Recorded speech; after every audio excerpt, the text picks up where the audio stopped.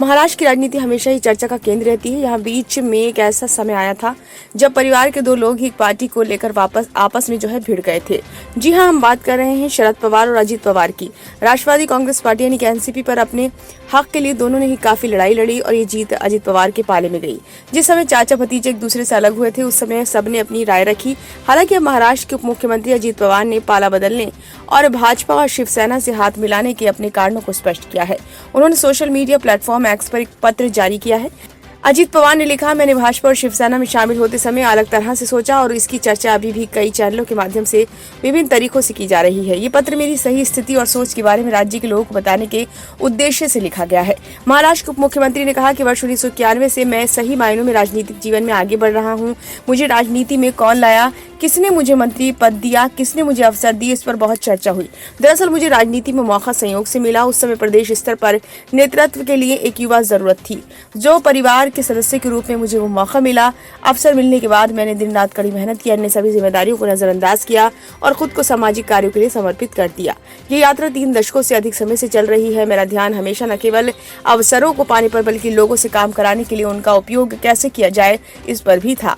उन्होंने आगे कहा कि मैंने सुबह 5 बजे से काम शुरू करने की आदत बना ली क्योंकि हाथ में मिले समय में सामाजिक, रचनात्मक और विकासात्मक कार्य जल्दी शुरू हो जाने चाहिए। मैंने हमेशा उन मतदाताओं की जीवन की गुणवत्ता में सुधार करने का प्रयास किया जिन्होंने मुझसे प्यार किया और अपना विश्वास व्यक्त किया। राजनीति के समाजीकरण में पहले दिन से ही विकास को किसी अन्य मुद्दे की तुलना में सर्वोच्च प्राथमिकता दी गई है।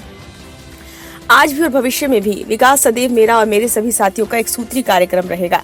उन्होंने कहा, कुछ समय तक वे सत्ता में रहे और कुछ समय तक विपक्ष में रहे। सत्ता में रहते हुए काम दोनों का अनुभव किया। इस सत्य से इनकार नहीं किया जा सकता है कि यदि कोई जनता के प्रतिनिधि के रूप में काम करना चाहता है तो उसके पास शक्ति होनी चाहिए। विचारधारा और लक्ष्यों से कोई समझौता किए बिना विकास कार्यों को गति देने के उद्देश्य से एक अलग रुख अपनाया गया।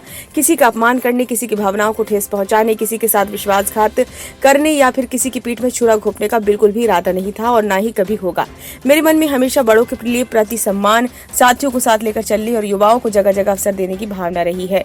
अजीत पवार ने आगे लिखा, मैंने किसी विचारधारा और उद्देश्य से समझौता किए बिना विकास कार्य और पूरा करने के इरादे से अपनी भूमिका निभाई है। मैंने पाया कि प्रधानमंत्री मोदी और गृह मंत्री अमित शाह के नेतृत्व में इस देश में किए जा रहे विकास कार्य महत्वपूर्ण है। मुझे उनके गुण पसंद आए, जैसे तेज नेतृत्व और सही निर्णय लेने की प्रक्रिया।